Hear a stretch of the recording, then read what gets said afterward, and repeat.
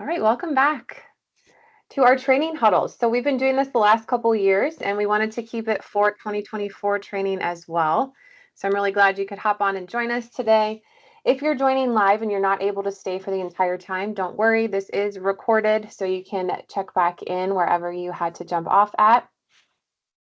But as we still have some folks hopping in and anybody on the call live, I'd love to learn a little bit more about where everybody is joining from. So in the chat, if you could share what state you're joining from and if you plan to complete most of your training indoors or outdoors. I know this time of year can be a little bit tricky, so depending on where you are. So I'd love to hear kind of what your game plan is. Are you going to be doing a lot of miles outside on the pavement?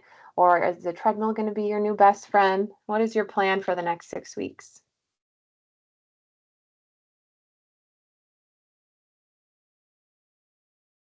Got San Jose. Hey, Rossi, thank you. Hey, Spencer from Texas. Outdoors, awesome. Yeah, you've got that good weather for running all year round there. I see some more San Jose, some more Houston. Awesome. Well, keep that coming. We love to hear from you all. And I also love to use this up as an opportunity too. If you are looking for a run buddy or somebody to chat with who's in your state and potentially local to you, you can maybe check back into the chat here and find somebody. Or if you are looking for somebody, you don't see anything here in our chat, always feel free to throw that on our Slack page if you're looking for somebody to maybe run with or just chat with. We always like to see those connections happen. All right. Well, again, thank you for joining me. If we haven't met before, my name is Brooke Soper. I'm the fitness contract manager, and I help to support the rest of our fitness team at all of the on-site locations.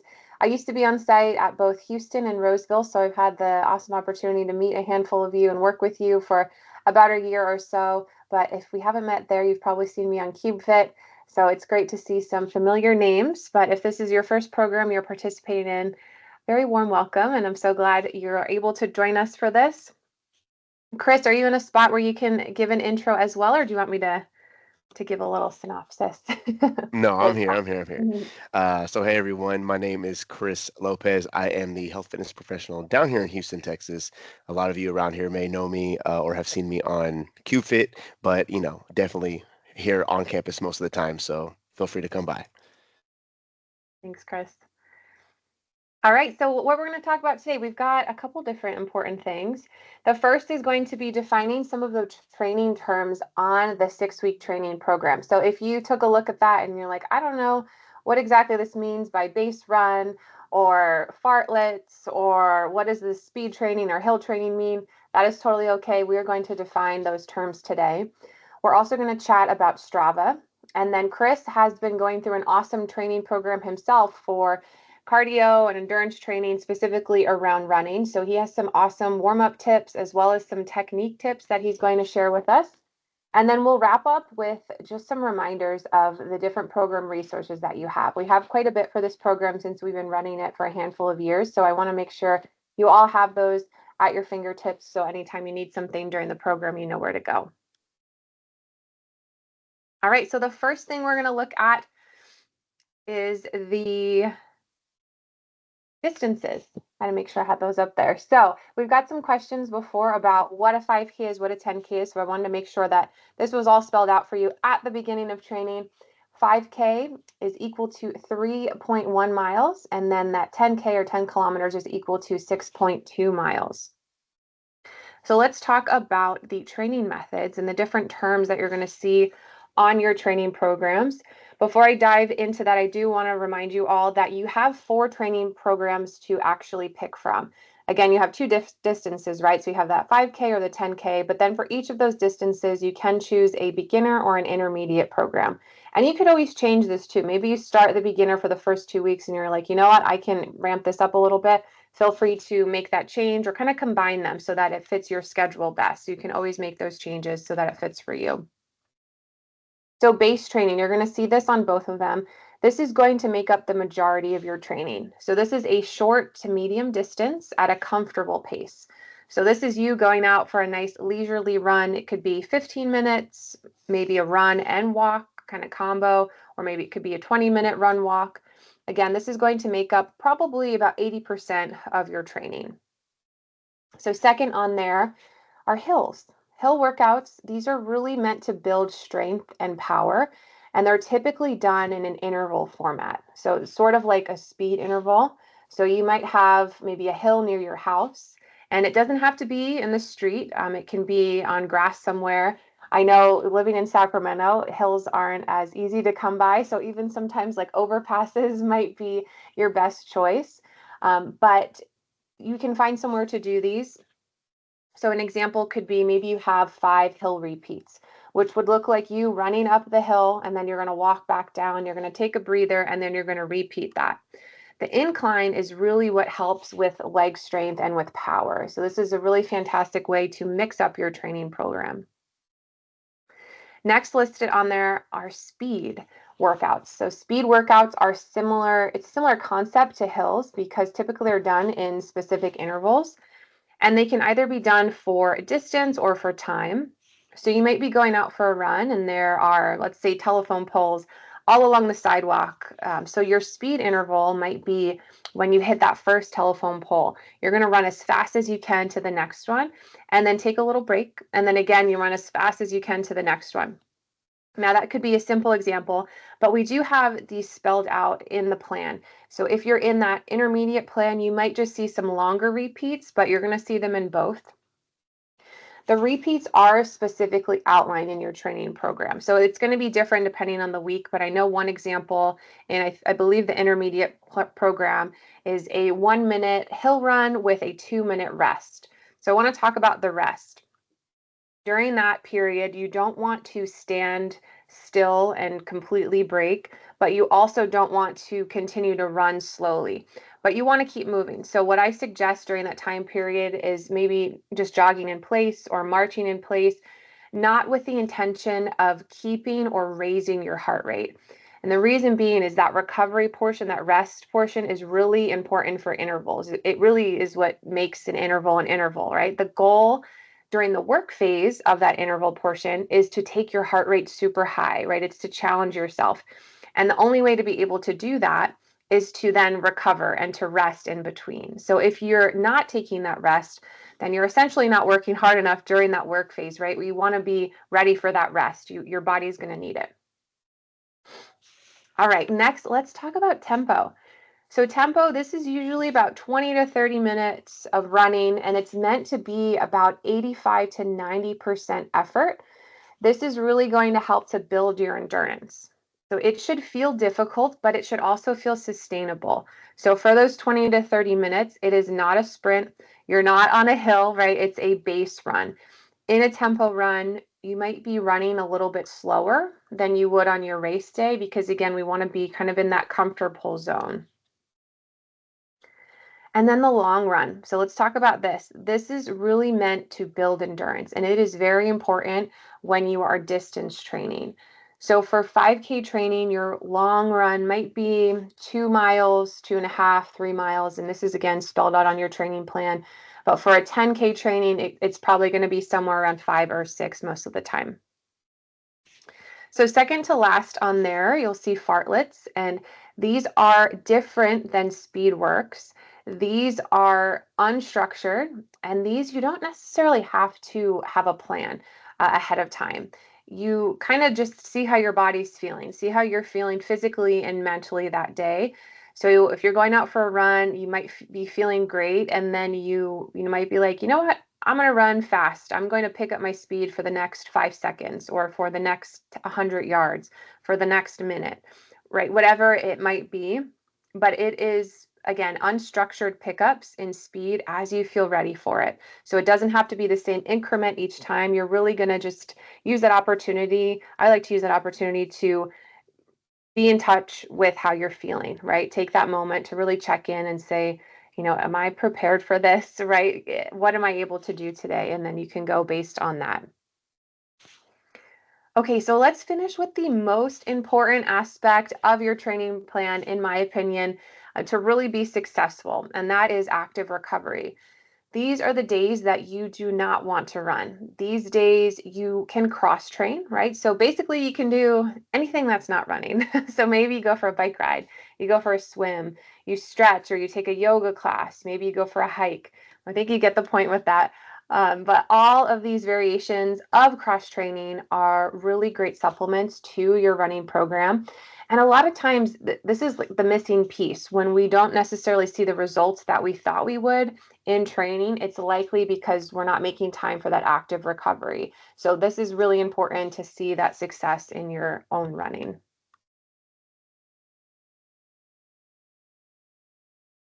Okay, so any questions that you guys have, feel free to throw them in the chat and we will certainly have time at the end.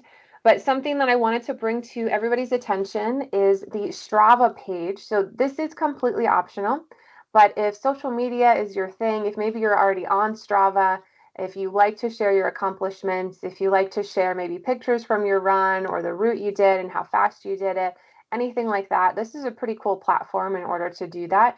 It also allows you to track your runs. So if you're looking for an app that will, GPS track your runs for you so you know how fast you went, you're able to look at all the data from that as well. There's different options and everything in there. So if you haven't used Strava before, but you've been looking for something to track your walks, your runs, or your hikes, I believe you can do biking and everything in there as well.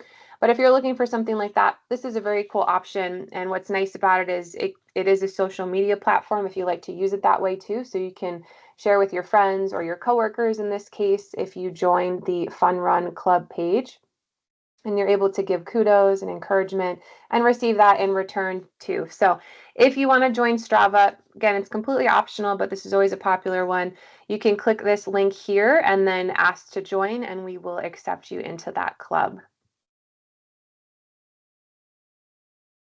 All right, so for this next slide, I'm going to pass it over to Chris. He's going to walk us through some of his favorite warm-up exercises. And before we completely get to that, I did want to point out that we have additional resources listed here. So we have a pre-recorded warm-up and a cool down. This warm-up is different from what Chris is going to show, which is awesome. So now you have two different resources when it comes to warm-up. So you should be able to get something done there prior to your exercise. I'm going to stop sharing the slides and spotlight Chris so he can walk us through these exercises. All right. Hey, also, I just wanted to say great breakdown on those terms there of training. I've been recently in the thick of training, so some of those words kind of brought a little trauma on, but it's fine. Everything's fine. Okay. So as Brooke kind of mentioned earlier, I am going through a run coaching certification right now. And I am the type of person that when I get into something, I get really into something. So I signed up for my first marathon as I'm going through this run coach certification. So I'm really able to apply things that I'm learning, which is super helpful for me as in the way I learn. So these are just some of the warm-ups that I have found through this run coach certification that I have found most beneficial just immediately off the jump. I started doing these before every run, and I've definitely been able to feel and see a difference in the way I'm performing. So we're going to start with some heel toe walks here. Sorry, my vision's not what it used to be. So what this is going to activate our calves and our tibialis here. So you want to activate both the front and the back of the lower leg here to really kind of mitigate some shin splints and then also work on ankle mobility a little bit. So you're really focusing on the leg that is supporting you. So I'm going to just place my front foot here right in front, and I'm going to rock all the way up on that back foot, the foot that's supporting me. Now I'm switching weight to my right foot, and I'm going to do the same thing here, really focusing on driving that foot all the way through here. So just kind of nice short steps, and then you can even do it backwards here, kind of rocking back, more focusing on the tibialis, driving those toes up, all right? Next, I like to get into hamstring sweeps. You will either see these as hamstring sweeps. You might see some people refer to them as heel scoops. Generally the same thing. So I'm going to jut my foot out, keep my back foot is going to be supporting me, and I'm going to scoop through here, sweep through, if you will, and you'll feel the stretch from the top of your calf up in your hamstring. And really, depending on how tight you are and how much you need this, you might feel it up into the glute and lower back. All right. So I typically try to do these 5 to 10 times each side, really depending on the distance I'm running that day. Um, and then I'll move into some hip openers. So I just drive that knee up and out, and I kind of just walk it back, really letting my hips open up here, keeping my entire foot planted on the floor, right? So I try not to rock back and forth on my foot that's supporting me. So just nice hip openers. And then the last two, I think, are probably uh, my favorites. So I like to do lateral and frontal leg swing. So what that's going to look like is with a lateral swing, you're literally just swinging your legs side to side. You'll typically have a tree or something supporting you here because it does get a little off balance. So using a wall, you'll just be swinging your leg. You'll start small and then slowly open it up, and it really allows you to move more freely during your run. Now, a frontal, what that looks like is you just pivot, and the same thing. Keep that leg that's swinging straight, and you're gonna really be able to open everything up. And I like to finish with, you hear me breathing hard now a little bit, right? My heart rate's going up. I like to finish with the world's greatest stretch, right? So I start in a plank position here. You can start from your knees if you need to, and I'll bring my foot to the outside of the same side hand here, drive that elbow down, and open it up. All right, so that really opens the hips up a little bit more and allows for some spinal rotation that naturally occurs when you're running. It really, really just kind of warms things up, kind of gets everything ready to go. Ooh, got me a little warmed up there. That was awesome. Thank you, Chris. I'm going to get those slides back up for you. And I have to agree, the world's greatest stretch is probably one of my favorite. It's called the world's greatest stretch for a reason, right? You'll see that in a lot of our classes, but it's great for The running. more I started implementing it, I'm like, oh, I think I really like this. Mhm. Awesome. All right, as these slides are loading, just so you all know, I have that listed out on the PowerPoint. So you'll have a nice list of what Chris just went over, and then you'll have this recording to get the visual on as well. Okay, perfect. So now you'll see the running technique tips I've kind of learned as well. I've also found these to be super, super helpful for me. Um, so if you're anything like I was when I first started really getting into running, which was not that long ago, so this run coach certification has really been helping me out. Um, you want to shorten your stride. So I watch a lot of sports. They look like they're taking really long strides. That's not what you want to do. The thing that I found to be very, very helpful is shorten your stride to where your foot is striking the ground under your body. All right. So that way you can move continuously through. If your foot is landing out in front of you, it's acting as a brake that then you have to compensate for and use more energy. All right. Keep it simple, shorten that stride. All right. So you'll really be able to run much more consistently, much longer, as well as with the hamstring, you want to, let me just adjust my camera here. You want to sweep through. All right. So that is really what we're focusing on too. With landing the foot under the body, you're sweeping the hamstring, sweeping through like this, as opposed to just pounding the pavement. So what that's going to do is really put less impact on your joints and really, really be able to keep you running comfortably longer, not just in a specific distance, but like throughout your life. The less impact on your joints, the less damage you're doing during running. So ultimately, that's what the goal is.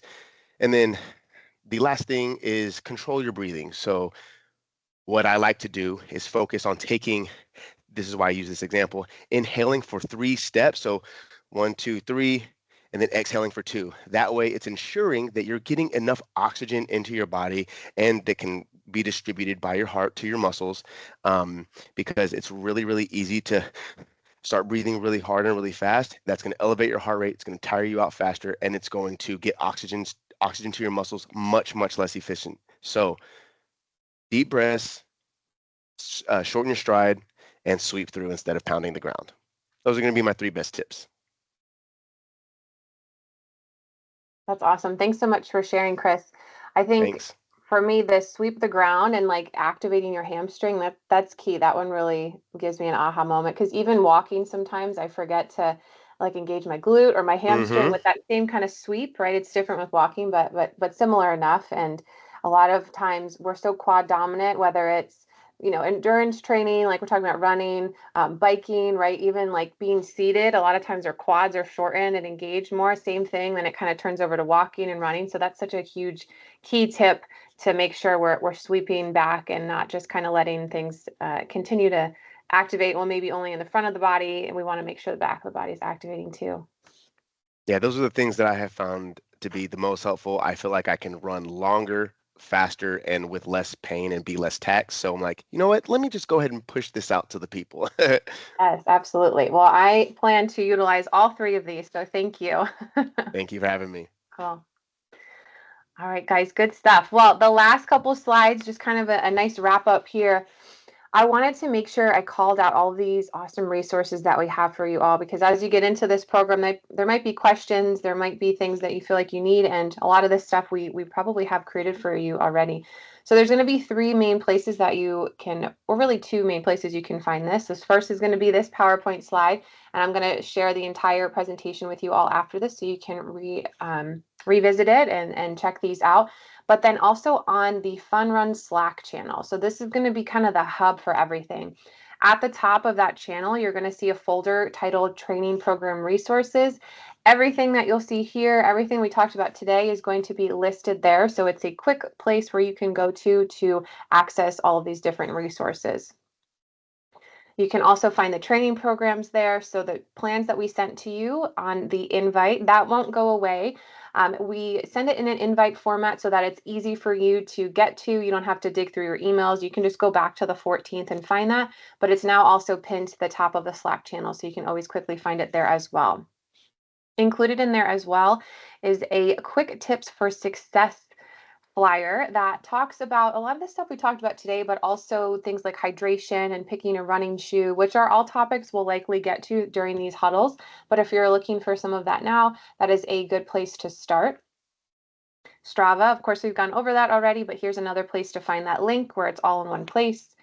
And then I wanted to highlight our progress tracker. So this year we did update it a little bit. This was very successful last year. Everybody seemed to like to have this as a resource.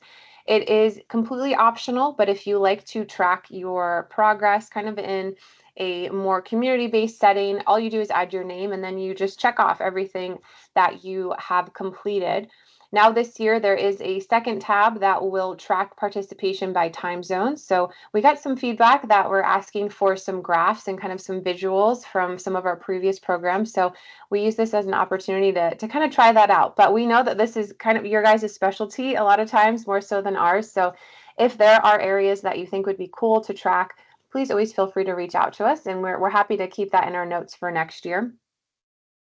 And then the last couple resources on here, our YouTube playlist. So this is going to include a warm-up demo, a cool-down demo, all of these recordings for the huddles from this year, but also from last year. So if you're looking for some specific information that maybe we won't get to for a couple weeks, feel free to look at the recordings from last year and you can get very similar information during your race. So whenever you plan to complete your 5K and your 10K distance for time, please print out a race bib. You can wear that proudly and take a picture to share on Slack. We love to see everybody's pictures on there, and it really just adds to that camaraderie effect. So be sure to print those out and have those ready for your race day. Speaking of, there will be some on-site 5K events at select locations. So if you are based in Andover, Colorado Springs, Fort Collins, HQ, Houston, Roseville, or San Jose, all of these locations will be hosting a 5K event in person in November. So on the registration, you'll be able to see the date and time. If you opted in to receive an invite for that event, those will be going out this month, so you'll be receiving it soon. We will not have any other on-site events, but of course you can complete this wherever you'd like. So on your own, with friends, family, whatever is going to work best for you. Okay, and then lastly, our training huddle schedule. So this is going to overview all of our topics that we have planned for the next 6 weeks. Our next huddle will be on a Friday, October 25th. It's going to be at 8 a.m. Pacific, so a little bit earlier, but some of the feedback we received last year is to alternate these. So hopefully that works a little bit better for your schedule. Again, these are all recorded, so you can listen to them maybe on your next walk or run or whenever is most convenient to you. Just as a sneak peek, next week will be all about rest and recovery. Our Andover program manager, Misty, will be presenting about this. I know she's got some great info planned. I believe maybe some foam rolling demos, as well as talking about some of the benefits that you already have access to at HPE, but just kind of a nice overview, things like Omada for injury prevention and how that can be super helpful during training programs. All right, you guys. Well, we've got about 5 minutes to go. If you have any questions, feel free to come off of mute or throw that in the chat. Happy to answer anything that I can today.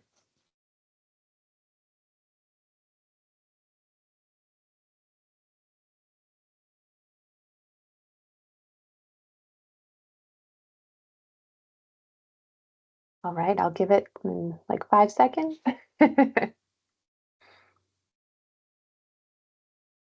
All right, let's see. Can you show us again the sweeping the feet tip? I got you. Thanks. Okay. So you want to minimize ground contact, right? So that's why we land on top of our foot as opposed to the foot out in front. Okay, so we land here, and it's kind of hard to show when I'm like standing still. I would have to run by, and I don't know how well you can see me.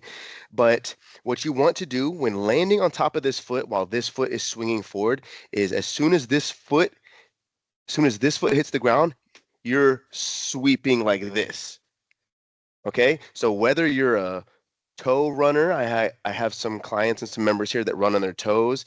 I typically run on my forefoot to or my heel. So no matter what type of runner you are, you want to try to land on your foot below your body and sweeping through. So as soon as your foot touches the ground, you're sweeping back like this, or on this side, this foot you might be able to see more clear. And I wore my bright running shoes so you could see them against this black floor, and it feels more natural to do my running warm-ups in these shoes. So yes, I would say just sweeping through. So when you land on top of that foot, immediately sweep back using your hamstring and glute. Your quad should not be producing a lot of that force. It should be definitely the hamstring and glute. Hopefully that clears up a little bit. Thanks, Chris. And I'll see if maybe we can find like a YouTube video, because like Chris said, it's kind of hard to do it standing still without actually showing that side angle from running. So maybe we can dig up something and provide that as well, either in the Slack channel or maybe on the next huddle. So I'll take that back and see if we can. I can look into some of my resources in my certification. There are some really, really good videos. I don't know if I can extract them from the material, but I can try. Okay, awesome. Thanks, Chris. A Absolutely. great question. Well, any other thoughts, questions before we close out today?